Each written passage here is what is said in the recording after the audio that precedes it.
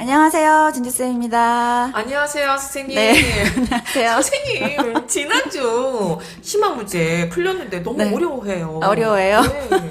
어떡해요? 어떻게? 아이들은 당연히 심화를 어려워하죠. 우리만 그런 거 아니에요? 네, 다 어려워해요. 네. 어려워하는데, 이제 우리 아이들이 왜 이렇게 심화를 어려워하나, 네. 어떤 이유로 어려워하는지에 대한 이유를 조금 생각해 볼 필요는 있어요. 네. 그래서 제가 오늘 한 3가지 정도 아이들이 심화 문제를 어려워하는 이유를 좀 말씀을 드려볼 건데, 네. 일단 가장 첫 번째는, 심화 문제는 사실 문제가 조금 길어요. 네. 길고, 문제가 이렇게 막 긴 말로 막 이렇게 줄줄줄 되어 있으니까 아이들이 이게 무슨 말인지를 이해를 못해서 못 네. 푸는 경우가 더 많거든요.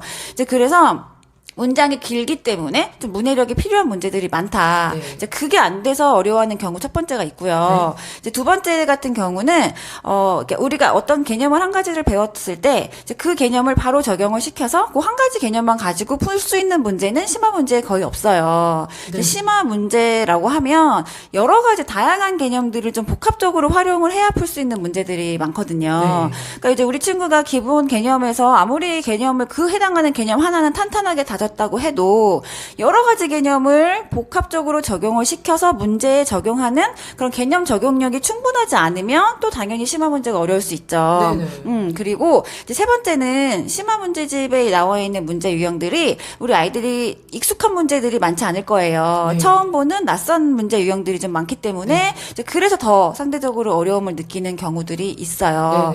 그래서 제가 지금 대표적으로 한 3가지 정도의 이제 유형 아이들이 어려워하는 문제 유형에 대해서 좀 말씀을 드렸는데 이제 이렇기 때문에 기본 개념서 한 권을 탄탄히 풀었다고 해서 바로 심화서로 넘어가면 아이들이 어려워하는 게 당연합니다. 그래서 어렵군요.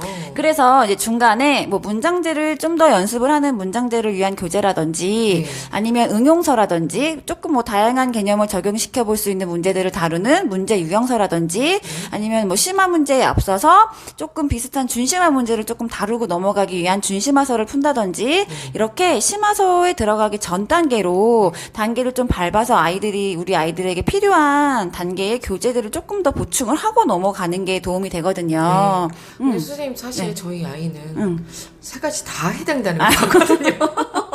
근데 그 중에 가장 좀 유독 그 긴 문제를 어려워하는데 실제적인 팁 있을까요? 아이들이 이제 보통 문제가 길면 다 읽기도 전에 어렵다고 생각하는 경우가 대부분이죠. 근데 여기서 가장 중요한 거는 제가 이제 한 가지 팁을 좀 드리면 저는 사실 실제로 수업할 때 아이들한테 먼저 뭐라고 얘기해 주냐면요.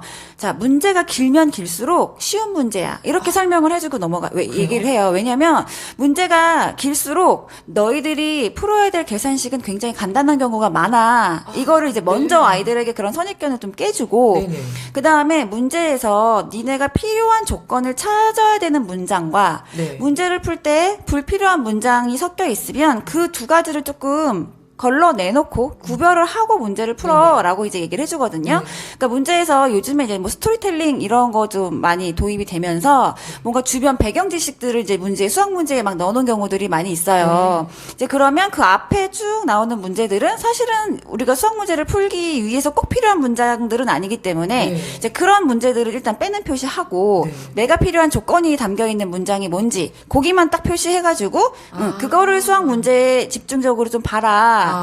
이렇게 조금 아이들에게 접근하는 방법을 좀 알려주고, 그다음에 문장이 길다고 다 어려운 거 아니다. 이제 이걸 조금 알게 해주시면, 긴 문제도 좀 어렵지 않게 접근할 수 있지 않을까 하는 생각이 듭니다. 선생님, 그리고 사실 엄마들은 심화 전에 이제 문제집을 좀 단계를 거치라고 하셨는데, 문제집 구체적으로 어떤 문제집 풀어야 될지 잘 모르겠어요.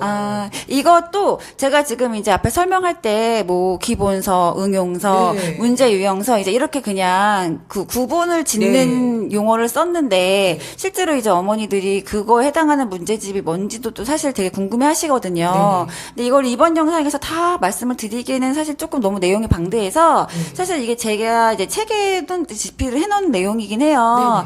그래서 뭐 출판사별로 난이도별로 어떤 문제집들이 있는지 이제 학부모님들이 조금 아실 필요는 있어서 제가 이제 정리를 해놓긴 했는데 이 부분은 제가 따로 영상을 좀 만들어서 개념서는 뭐를 개념 응용서라고 하는지, 네. 응용서는 우리가 어떤 걸 응용서라고 하는지, 네.